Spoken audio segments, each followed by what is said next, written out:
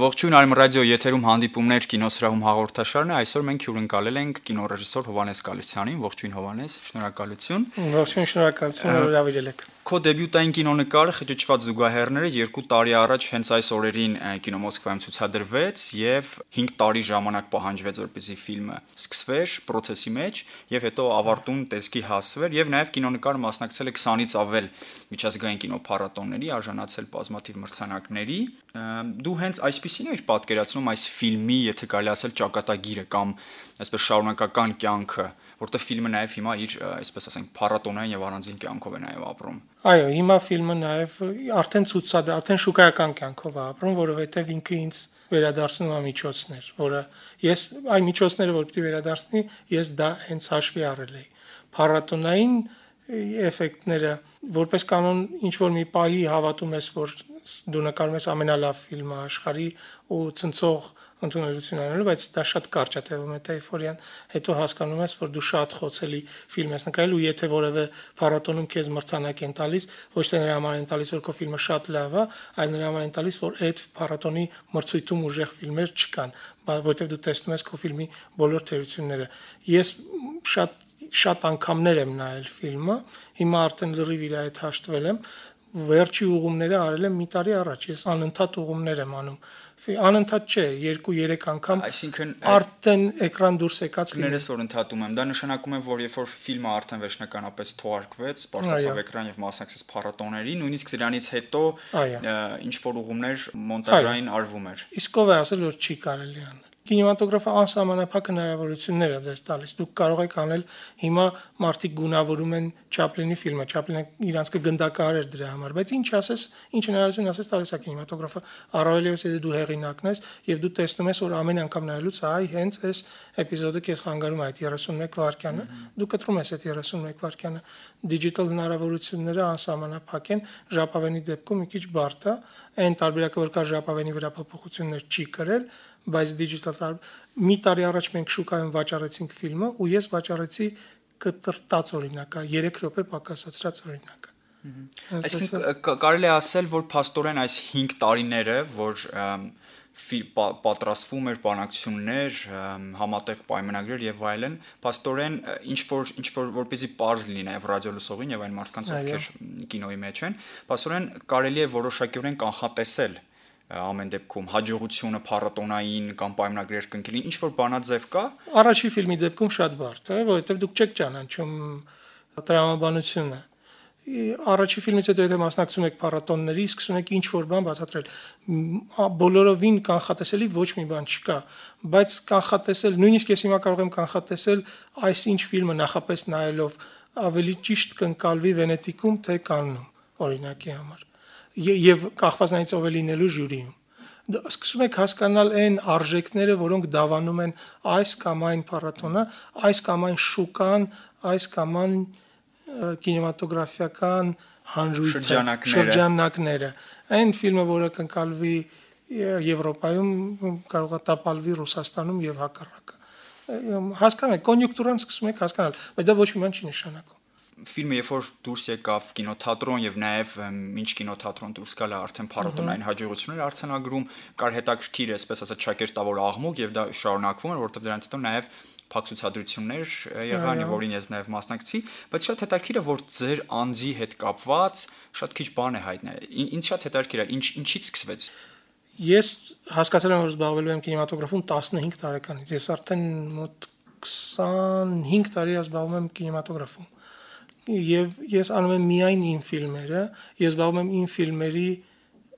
արտադրությամբ, ես ֆիլմերի պրոդյուսերն եմ, սցենարի հեղինակը եւ ռեժիսորը։ Իսկ այդ դեպքում ինչու դեբյուտային ֆիլմը այս ժամանակում հենց ծնվեց։ Որտե բավարար չափով ռեսուրսներ չէի գտնում։ Գիտեք, թանկ ֆիլմեր են։ Այն ֆիլմերը, որոնք որ ես նկարում եմ, դրանք բավական ծանր բյուջեի տեսանկյունից Հայաստանի համար ծանր ֆիլմեր են։ Լուսավոր շրջանը մոտավորապես 1.5 միլիոն եվրո բյուջե ունի։ Ու դա Եվրոպայում համարվում է փոքր, շատ փոքր բյուջե, բայց դա բարդ է հավաքել այդ գումարները։ Ես սցենարների վրա աշխատում եմ 2-3 տարի եւ 2 տարի։ Լուսավոր շրջանի վրա 2 տարի աշխատել ենք ու արդեն պատրաստ ենք նկարահանումների։ Եվ այդքան էլ տևում է ֆինանսների հավաքելու շրջանը։ Դա այնքան ուժեր է ձեզնից խլում, որ դուք անիմաստ եք համարում դրա մասին նաեւ ինֆորմացիա տարածելը, PR-ով զբաղվելը, Հայաստանում մի կողմից փոքր է տարածքը եւ ինֆորմացիան հնարավոր է շատ արագ տարածել։ Մյուս կողմից ինֆորմացիոն ռեսուրսները շատ հսկվող են եւ եթե դուք որևէ մի մեդիա դաշտի չեք պատկանում, ճակերտներով ասած, դրա մասը չեք, ձեր մասին այնտեղ չեն խոսա։ Ոչ մի դեպքում չեն խոսա։ Ես չեմ հասկանում դա ինչից է, բայց դա այդպես է։ Դուք պետք է հոգ տանեք, որ ձեր մասին ինֆորմացիա տարածեք, դա բոլորը չեն որ կարողանում անեն կամ իմաստ են տեսնում դրա մեջ։ Ու շատ հետաքրքիր է, խճճված զուգահեռներն էլ դրսում ավելի շատ ինֆորմացիա կա այդ ֆիլմի մասին, քան մեր մոտ Հայաստանում։ Հեռուստատեսություններին ես ինքս չեմ տալիս, որովհետև համարում եմ, որ պետք է հեղինակային իրավունքը հարգվի եւ պետք է վճարեն, որպեսզի ես ֆիլմը տամ, ի վնաս ինձ եմ դա անում, բայց մի օր հնարավոր է որ լուսավոր շրջանի հաջող մուտքից հետո հիշեն, որ կա նաեւ այսպիսի ֆիլմ, որի համար որի պակասը եթերում կա եւ որը պետքա ցուցադրվի։ Այսինքն մի կողմից իմ կոշտ բնավորությունը, մյուս կողմից այն որ ես անկախ ֆիլմ արտադրող եմ ու ես շոու բիզնեսի մաս չեմ կազմում եւ վատ եմ վերաբերվում նույնիսկ այդ աշխարհին, վերում է նրան որ իմ մասին ինֆորմացիան տարածված չի ու առանձնապես մի ողբերգություն չկա։ Ամեն դեպքում կինոկրթություն ստացել եք։ Այո, ես ավարտել եմ։ Ես ասեմ ինչի ուշ սկսեցի, որտեղ դպրոցից հետո պետք է ընդունվեի Մոսկվայի կինեմատոգրաֆիական ինստիտուտ եւ այդտեղ 2 տարվա պարտադիր ստաժ էր պետք աշխատանքի։ Պայմանը դա էր։ Ես մի տարի աշխատել եմ հեռուստատեսությունում, այն ժամանակ ինքը պետական գոստելերադիո Հայաստանում։ Դա միակ տեղն է, որտեղ ես ուրիշի ղեկավարության տակ աշխատել եմ։ Հետո մի տարի եմ աշխատել ռեժիսորի ասիստենտ, շատ լավ ռեժիսորների մոտ հեռուստատեսությունում։ Հետո ծառայել եմ սովետական բանակում, հետո 90 թվականին վերադարձել եմ Հայաստան բանակից ու Հայաստանում բացվեց գեղարվեստական ֆիլմերի բաժինը, կուլտուրայի բաժնում գեղարվեստական ֆիլմերի, կուլտուրայի ֆակուլտետում գեղարվեստական ֆիլմերի անկարժական ինստիտուտ։ Ու իմ հայրը ինձ խնդրեց, ասեց փորձի Հայաստանում, թե 2 տարի չէին տեսեք կարոտել էին, թե ինչ պետք էր որ ես մնայի։ Ես գործեր տվեցի ինստիտուտ ու մնացի 5 տարի ավարտեցի ինստիտուտը, բացեցի իմ սեփական ստուդիան, որ կոչվում է Ստուդիո 69, ու սկսեցի արտադրել շատ փոքր կրթական ֆիլմեր ՅՈՒՆԻՍԵՖ-ի հետ, երեխաների զարգացման օրինաչափությունների մասին։ Այսինքն ինչ արել եմ այդ դաշտում, աուդիովիզուալ դաշտում, բայց մեծ կինոյի համար ես հասկանում եմ ռեսուրսներ չի հերիքի, որովհետև ես մեծ արտադրության կողմնակից եմ, իսկ այն որ մենք մտանք կինոյի 90-ական թվերին, այդ ընդհանուր կոլապսի ժամանակաշրջաններ ոչ միայն կինոարտադրության համար Հայաստանում, այլ ընդհանրապես տնտեսության համար, այդ 10 մինչև 2002-2003 թիվը անիմաստ էր խոսալ։ Առհասարակ անկախ Հայաստանում ինչ որ տեղի է ունեցել, եղել է ի վնաս կինոարտադրությանը։ Ես ցավով եմ այդ ասում, ոչ թե այդ ասում եմ, որովհետև լծված եմ քննադատապար իմ երկրի հանդեպ, ոչ, գուցե ինչ որ օբյեկտիվ բաներ էլ դրանում կան, բայց այն որ այն մարդիկ, որոնք Հայաստանի ճակատագրի համար որոշումներ են կայացրել, ցավոք ոչ կինեմատոգրաֆիական ճաշակ, ոչ էլ սեր կինեմատոգրաֆի համար չեն ունեցել, այդ ակնհայտ է, որովհետև կինոթատրոնների վաճառքը, հայ ֆիլմի օտարումը պետությունից, դրանք process-ներ էին, որ ուղղակի այդ կոլապսի մեջ գտնվող կինեմատոգրաֆին վերջի թթվածնի վերջի աղբյուրներն էլ փակում էին ու կինոարտադրությունը որևէ կերպ ի վիճակի չէր ինքնուրույն ինքնակառավարվել կամ զարգանալ։ 2000 թվերի սկզբից Հայաստանում սկսեց ինչ որ կերպ անկախ կինոյի հայտ գալ, հիմա արդեն կան նույնիսկ կոմերցիոն ֆիլմերով զբաղվող ճակերտավոր, որովհետև եթե մենք խոսում ենք լոկալ տարածքում կոմերցիայի մասին, դա կոմերցիա չի։ Եթե ֆիլմը մենակ Երևանում է ցուցադրվում, դա կոմերցիոն ֆիլմ չի համարվում իմ համար, բայց միևնույնն է, դա մի մասն է կինեմատոգրաֆի։ Հիմա սկսեցին շատ նկարել ու փառք Աստծո ու հույս ունենամ, որ բացի պետական ֆինանսավորումից, որը միակ ռեսուրսն է Հայաստանում հիմա կինոարտադրության, մի քիչ ուրիշ ռեսուրսներ էլի հայտ կգան ու կշտկվի վիճակը ու սկսենք շատ նկարել։ Այսինքն ռեսուրսների բացակայությունն էր այն բերել նրան, որ ես վիճակի չէի զբաղվել իմ գործով։ Շատ լավ։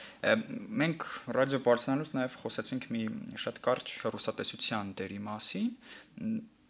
Ձեր ֆիլմի հաջողություններից հետո հայաստանյան որևէ հեռուստատեսություն առաջարկեց, որպեսզի ֆիլմը ցուցադրվի կամ ձեռք բերի իրավունքներ եւ ցուցադրվի հեռուստաընկերության։ Ես ինքս առաջարկել եմ ՀՄԵԿ-ին բանակցությունները ընդհատվել են, որովհետև իմ հստակ պահանջն է, որ պետքա լինի ֆինանսավորում, եւ ինձ արդեն առաջարկեց իմ ընկերը Հրաչյա Քեշիշյան, երբ որ ինքը Արմենիայում էր, որ Արմենիան հետաքրքրված է ֆիլմը ցույց տալու եւ ոնց որ չէ խոչընդոտ չկար նաեւ ֆինանսավորման։ Իդեպ ասեմ, որ ֆինանսավորման համար ես որևէ գումար չեմ նշանակում ինչ որ մեծ եւ այլն իմ համար կարևոր է փաստը, որ հայկական հեռուստաընկերությունը, մասնավոր հեռուստաընկերությունը վճարում է հայ կինոարտադրողին հայկական ֆիլմը ցուցադրելու համար։ Դա շատ པարզ նախադեպ է, որը պետք է այդ սառույցը պետք է կոտրել։ Եվ այդ խճճված զուգահեռներն էլ կկոտրեն, որովհետև խճճված զուգահեռները շատ սառույցներ են կոտրել, դա էլ կկոտրեն։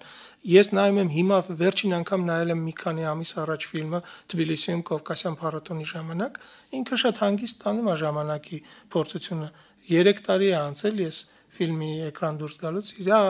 բացարձակապես ակտուալությունը չի կորցրել, որովհետև մարդկային փոխհարաբերությունների մասին է ֆիլմը, համեմատաբար ինքը իհարկե չէ ասի թե ինչ որ ավանգարդիստական ոճով է նկարված, ինքը շատ ակադեմիական ոճով էլ նկարված է, ինչը իր ամենևին էլ դրական կողմը չի, շատ ակադեմիական նկարված է, որովհետև դեբյուտանտներ էինք ու վախենում էինք մեծ ռիսկերի դիմել ու անել են ինչ որ ուզում ենք։ Մի քիչ ակադեմիական է այդ իմաստով, մի քիչ կհնացած կթվա,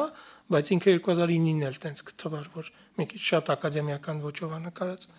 բայց ոչ պատմությունը, ոչ մոնտաժի դինամիկան, ոչ մի բան հնացած չի։ Այնպես որ ես այնպիսի մարդ եմ, որ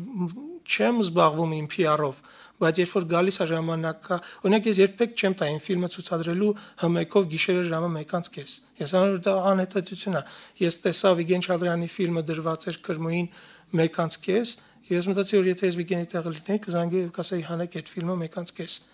որովհետեւ ցույց պետքա տակ 11:30 եւ 11-ին պետքա այդ ֆիլմի մասին մի քիչ խոսալ։ Գուցե բաց տեսարանների հետ էր պարոնված այդ ամեն ինչ։ Ամեն դեպքում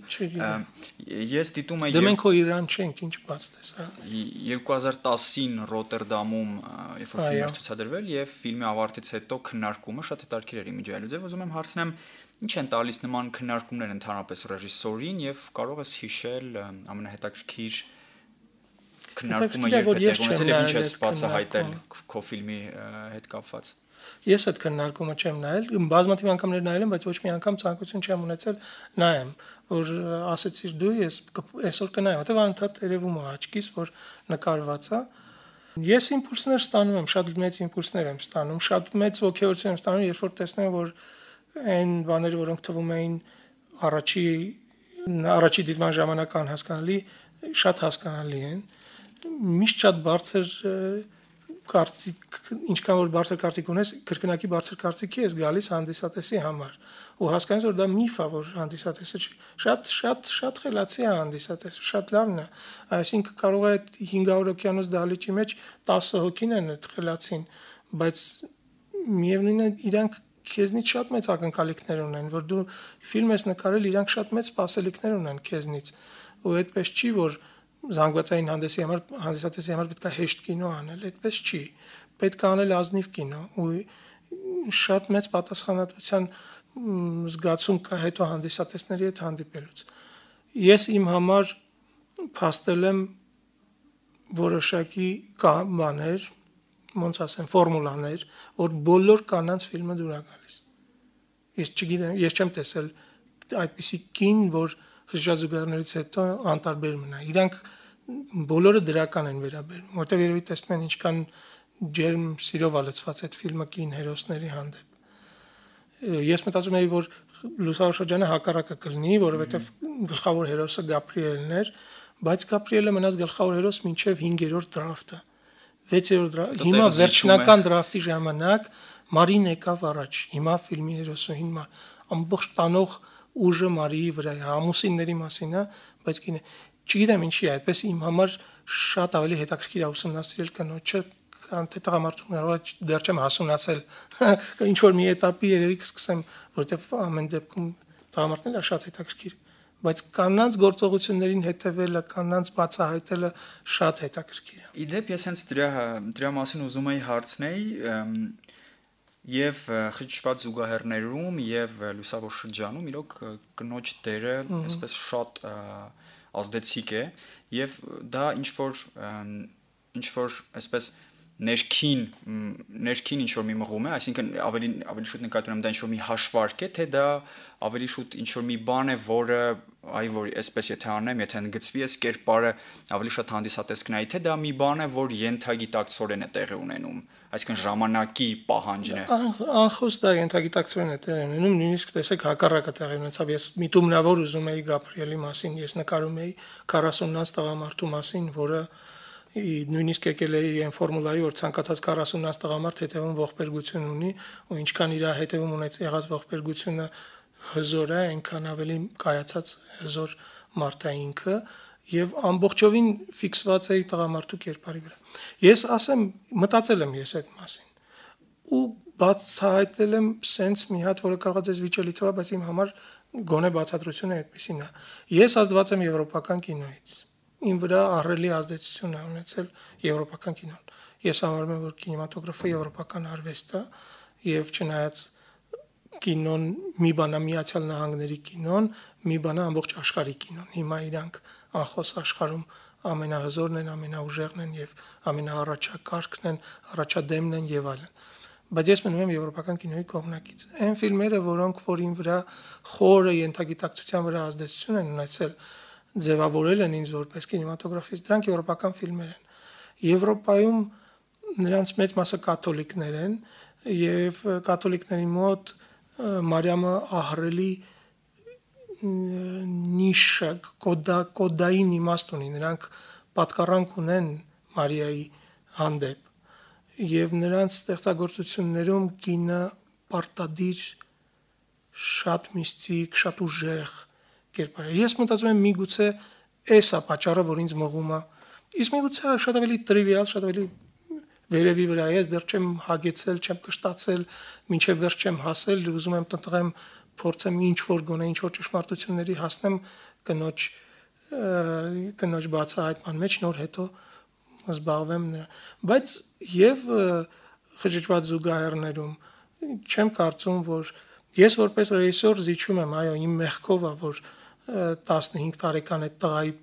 կերպարը ավելի թույլ է, քան թե 42 տարեկան մաթեմատիկայի դասատուի, որովհետև խճճված զուգահեռներում դուք գիտեք, երկու արգելված սիրո մասին են պատմությունները, ու այնտեղ ես չեմ կարծում, թե այնտեղ տղամարդկանց կերպարները թույլ են, տղամարդիկ արխետիպային են, տղամարդիկ հասկանալի են եւ այլն եւ այլն։ Չէ, բավական հատկապես Սոսա Ջանիբեկյան Սոսի մարմնավորած Նարեկը շատ լավ պերսոնաժ է։ Եվ հիմա էլ Գաբրիելը շատ լավ պերսոնաժ է, շատ ուժեղ։ Բայց Մարին եկավ տանող կերպար դառավ։ Անդրադառնանք նաեւ լուսավոր շրջան կինոնախագծին, հա, եթե կարելի այդպես ասել, որովհետև դեռ սցենարն է պատրաստ արդեն, եւ այս տարվա մայիս ամսին նաեւ ներկայացվեց Կաննի կինոփառատոնի կինոշուկայում, եւ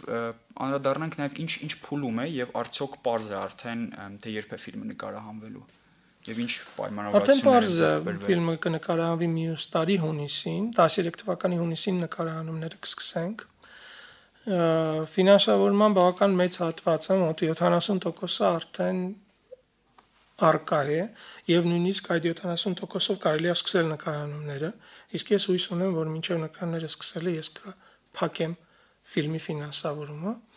Այսինքն ինքը շատ ռեալ է իմ համար, երբ որ ես վերջացնում եմ սցենարը, իսկ ես սցենարը վերջացրել եմ արդեն, իմ համար ֆիլմը գրեթե ուրվագծված է արդեն, ես պատկերացնում եմ իրան։ Դրա համար ինքը շատ ռեալ ստեղծագործություն է։ Ֆիլմի մասին պատմելը շատ անշնորհակալ գործ է, մենք գիտենք, որ կինեմատոգրաֆը միայն էկրանից պետք է նայել, ամենավատագույն դեպքում պետք է նայել հեռուստացույցի էկրանից, բայց պատմել այդ մասին սխալ է, բայց ես կուզեմ ասեմ, որ մեր ուսումնասիրության առարկան, իսկ ես ֆիլմը գրել եմ կնոջս հետ, սցենարը Մարինեի հետ, մեր ուսումնասիրության առարկան ներընտանեկան միջանձնային փոխհարաբերություններ են, իսկ ավելի նեղ ասած ամուսինների փոխհարաբերություններն են, ուսումնասիրության առարկան դա է։ 25 տարվա ամուսնական փորձ ունեցող ամուսիններ են, որոնք երջանիկ են որպես ամուսիններ, կայացած են մասնագիտության մեջ, հաջողակ են, թվում է ամեն ինչ ունեն, բայց իրենց երջանկությունը մթագնած է մի փաստով, իրանք չունեն երեխաներ, ու եթե Գաբրիելը համակերպվել է այդ իրականության հետ ու ոչ մի բան չի ուզում փոխել ու իրան ամեն ինչ բավարարում է, Մարին որպես կին համարում է իրան ոչ լիարժեք եւ որոշում է գնալ մեծ ավանտյուրայի, որոշում է հղիանալ օտար դոնորի սերմնայողից, ինչը շատ մեծ կրիզիսի է հանգեցնում ամուսնական փոխհարաբերությունը, հետո դա դրդում է Գաբրիելին, որը ոչ մի անգամ 25 տարվա մեջ չի դավաճանել իր կնոջը, դրդում է գնալ նմանատիպ քայլի, որովհետև տղամարդու հայացքը ուրիշ է եւ այն ինչ որ դավաճանություն չի կնոջ տեսանկյունից, դավաճանությունը տղամարդու տեսանկյունից եւ հակառակը։ Այ հենց այս իրադարձության շուրջ ծավալվում են եւ սրա զարգացման շուրջ ծավալվում են գործողությունները։ Սա է։ Եվ քանի որ մենք էլ 20 տարվա ամուսնական փորձ ունենք, մենք ուսումնասիրել ենք նաև մեր փոխհարաբերությունները ու եկել ենք եզրահանգումների, որոնց մասին ուզում ենք խոսալ։ Սցենարը զարգացվել է եվրոպական մի ծրագրով։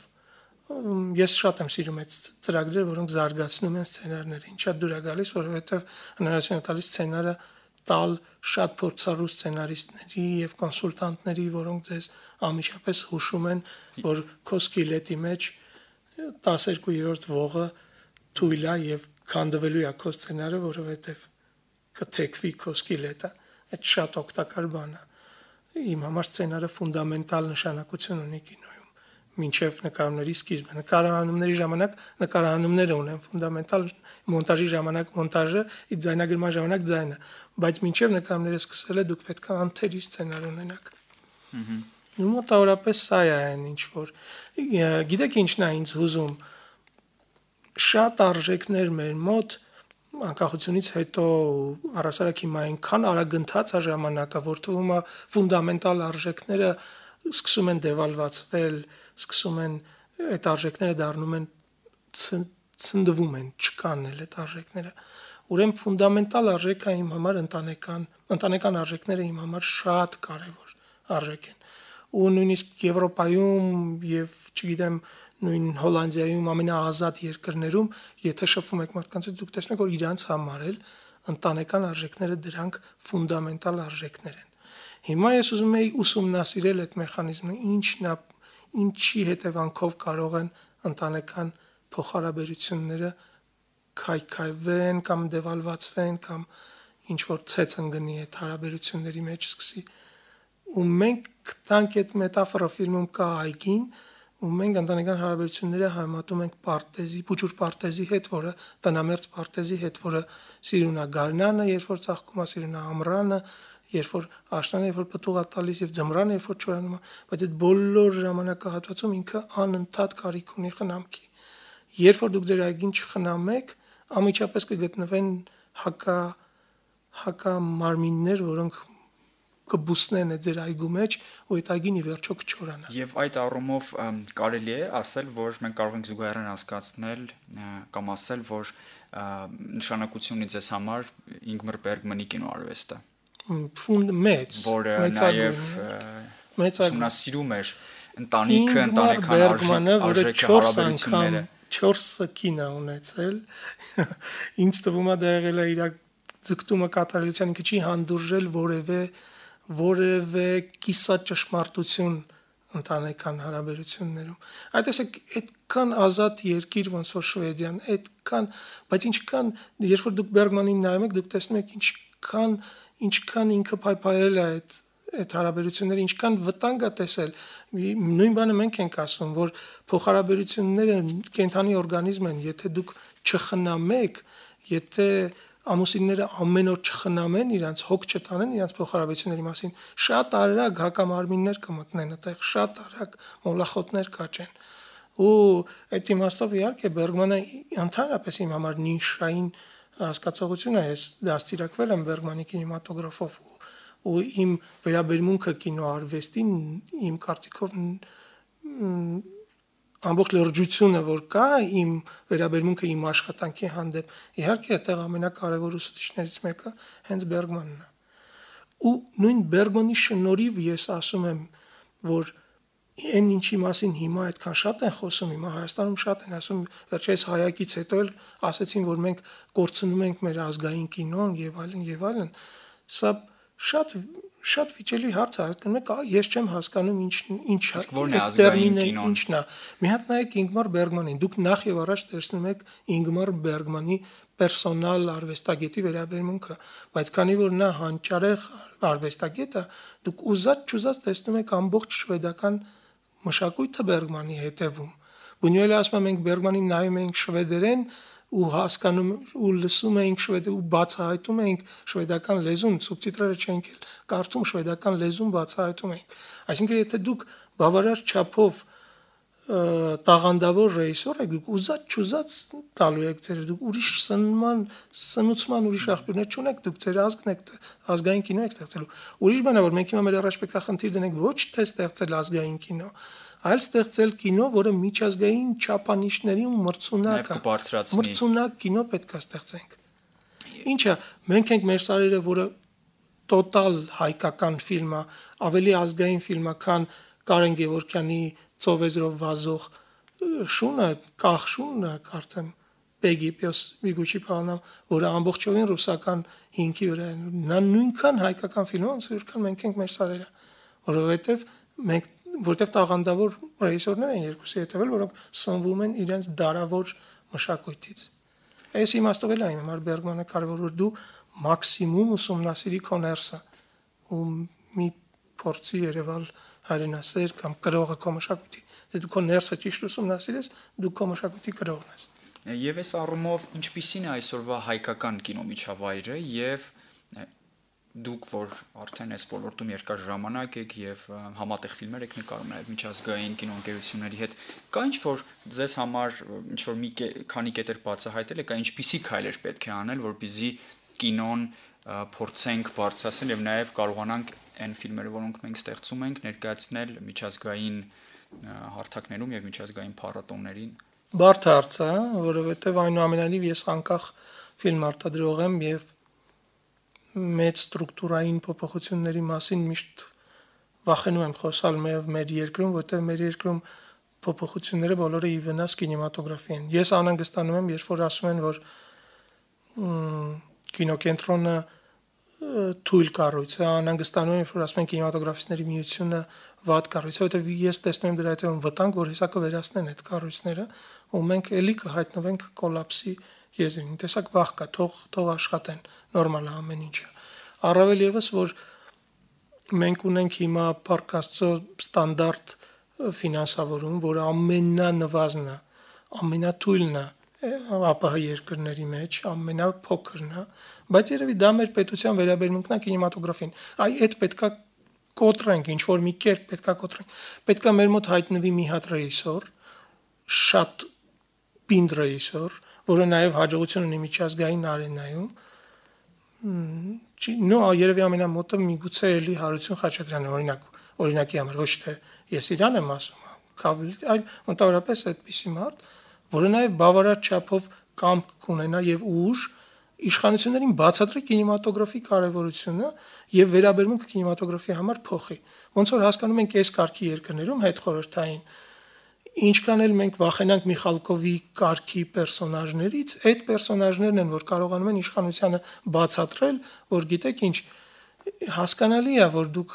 ձեր համար օրինակ սերիալները սոցիալական խնդիր են լուծում, դերասանները ուտում են եւ այլն, դերասանները աշխատանք են ունենում։ Ինչ գիտեմ, վատ մեսեջներ ալիքը պարունակում, բայց ժամանակները անցնում են եւ ժամանակների փոշին էլ անցնում է եւ տակը գեղարվեստական արժեքը պիտի մնա։ Դուք պետքա հոգ տանեք դրա մասին, որ գեղարվեստական արժեքը ստեղծվի, պետքա փայփայեք այն մարդկանց, որոնք այդ արժեքը ստեղծողներն են։ Եթե չկան ավելի վատ, ուրեմն պետքա փայփայեք այն հողը, որտեղ իրանք պետքա ստեղծվեն, ծիլեր տան եւ ստեղծվեն։ Այս իմաստով ինձ թվում է, որ կինեմատոգրաֆի հանդեպ պետքա